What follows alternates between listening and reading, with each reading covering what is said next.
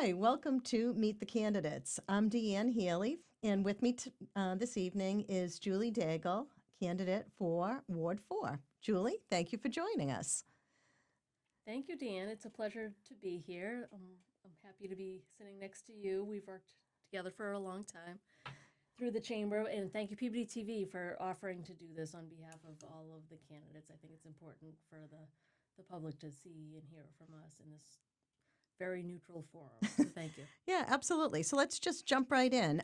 This is going to be your third time running for ward councilor. You are unopposed this time, which is good for you. So nothing to worry about there. You will get reelected. We hope. But why don't you just share with us, what motivated you initially to want to be a ward councilor, and what experiences have you seen in the past few years that you have been in this position? Great questions, and yeah, it's funny how time flies. When I was motivated coming from my kind of business background to run to try to improve the business community and make things friendlier, which you learn when you come into it. It's not you from the outside. You think it's easy, and I've been on both sides of the coin, but now once you get the hang of things, this is my fourth year, and I'm excited to try to help out for a couple more years. That's exactly what I want to do. Is I think we've got some good momentum. We've got a great council right now. We do have some turnover, and it's going to be a big loss for our council. So my motivation was really helping not only the residents but the business community with my background from working with the city in several roles, including business liaison and treasurer, and then the Chamber of Commerce, and then the private sector, and now I don't know what your other questions are, but now I work for the state, which is great to see all sides of public, private, and nonprofits. So now I kind of, what might have taken me a little bit longer 3 or 4 years ago to do, I feel like is much more efficient, and we're seeing a lot of progress. So I think as the council, we have a great team, and I'm excited for the opportunity, unless we get a big write-in campaign against me. Well, one of the things that we've been hearing in the community, and I'm sure you've heard it and you've seen it in some of the community groups, is communication seems to be a really big buzzword, right? It's people feel like information's being maybe gatekept from City Hall to residents, or vice versa. How would you open up the communication about what's happening at City Hall that happens behind the decisions that are being made, on the council level, opposed to what they just see maybe at a meeting? That's another great question, because I'm kind of old school, and when I started as an intern for Mayor Pete, we didn't have all these platforms. Cell phone, text, social media, email even. You called City Hall, his rule was like a live person is always going to answer the phone. Now we have voicemail. Now things have changed for better and for worse, and I think there is a lot of frustration with people getting a live person on the phone. My experience in general is if you're out in the community and you're active and you're approachable, people feel comfortable coming to you about things. And that certainly doesn't cover everything, but if you're around, either if it's from the person directly or someone that knows someone, I've always had great success with that means of communication. But we certainly have cell phone. I think I have 5 email accounts. 5. So, yeah. So it should be efficient. It's not always, but ideally people should hear back from someone, whether it's City Hall or a councilor, within a day. Okay. I mean, we do have other things going on, but I think that's fair. And usually, if you try my rule of thumb growing up was like, you try City Hall first, and if you don't get through, you have a problem, you reach out to your councilor. But I think now our council in general, just reach out to us, and we're going to try to direct you to the right person or connect you with them. So I take a lot of pride. I think we're pretty good at that. Okay, great. What do you think is the single biggest issue facing Ward 4 right now, or what are you hearing from residents when you are knocking on doors? I guess we have A couple. Overall is the budget and increase in taxes. And I'm not even saying that from Ward 4. I would say that in the city in general. I can't tell you I've had anyone from Ward 4 complain about that. But I guess leading to that, we've got the mall. We're trying to keep the mall up and running. We have a hotel there that is allowed by right, so the council had absolutely no control over that. So, do we want to see it? Do we want to see development? Maybe, maybe not, but it helps with the tax rolls. The other thing is the 15 King Street, JB Thomas development, and that's been a hot topic since before my time. And I probably email the attorneys to that property once a month. I always welcome the residents. Any complaint they have, I forward it along. I think the maintenance has been improved. We had them before in court because the building wasn't inspected for over 4 years, so they found a lot of things that they corrected, and now we might have some progress. People don't want to see development, but they don't want to see an eyesore. But I can say that we've been trying to work to find a solution that everyone can live with, and it's not easy in this economy. It's hard to find a project that the neighborhood can live with, but it's financially viable. Too soon to say. Maybe we might have something in the works, but I will certainly represent the residents because they're the ones that drive by it every day and have to live with it. So that's probably Ward 4 wise.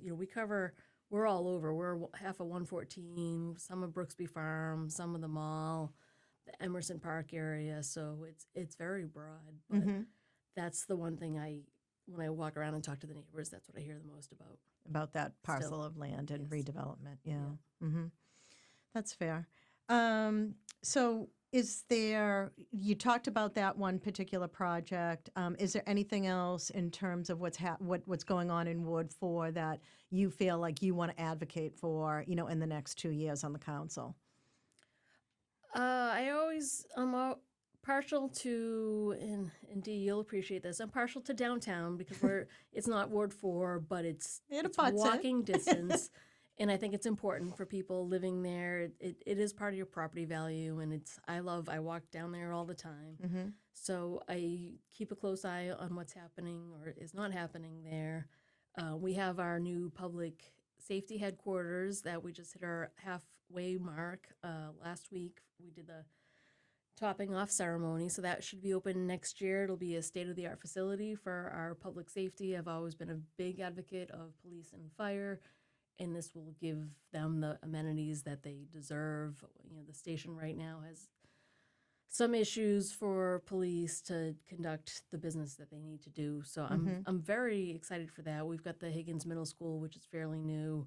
I'm part of the committee to build the new high school, which is several years out, but I think Councilor Gamache might fight me on this. I think it's technically Ward 4, so that's a big one as far as, not only funding, which is citywide, but traffic and just as improvement, the building and the curriculum as a whole, and the mall too. Sure. What's the future of the mall? Yeah. You've touched on a couple of other, projects that are happening in the city with the new hotel being built out at the mall and, the possible redevelopment of the JB Thomas location. What is your position on housing, adding additional housing units in Peabody? That's probably the most controversial because no one wants to see development, but we don't want to see our taxes go up.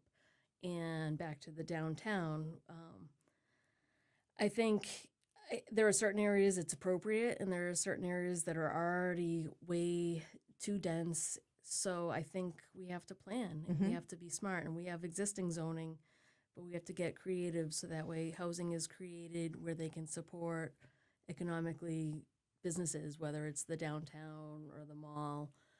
I'm not anti-housing, but I think it's got to be done right. And it's right now, I think if you look at all the proposals from the last 2, 3, 4 years, we've got all these permitted projects and none of them have broken ground because the interest rates are so high, they're not ready to Right. move forward with construction.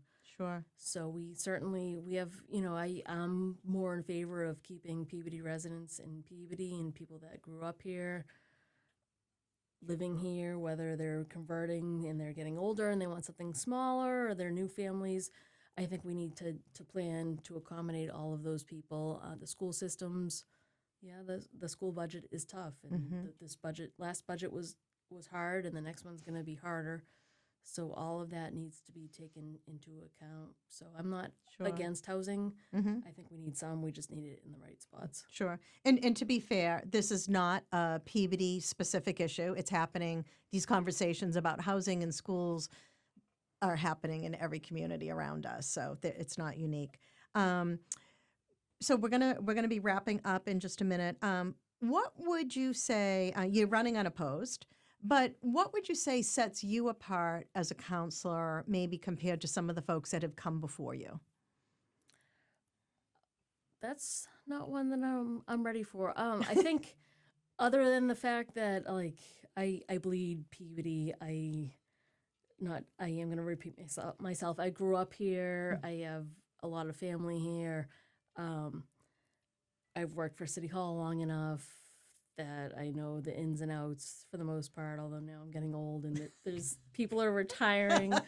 But I feel like I have a lot of knowledge about Peabody, and my son fortunately loves getting dragged to all the Peabody events on the weekends, and that's something we take a lot of pride in. And I do this because I like it. I don't do it for any other reason than an obligation to serve my community. I was growing up my dad would drag me around and do all these events, and I feel like that's just what you do. And Great. I don't know if that sets me apart. I can't say that no one else has done that, but I think I have a unique experience as opposed to a lot of my colleagues. We all kind of bring something different to the table, and mine is That you grew up in City Hall. pretty much, yeah. But now I'm getting old, so we'll see. But Yeah. Is there any last parting comments that you might want to share that on a topic that maybe we didn't cover? No, I guess not off the top of my head. Just thank you for covering this. I think again, I stress the importance of people realizing the business community plays a vital part, and we need to be very friendly to them because they play a big role in offsetting the taxes that no one wants to see an increase in.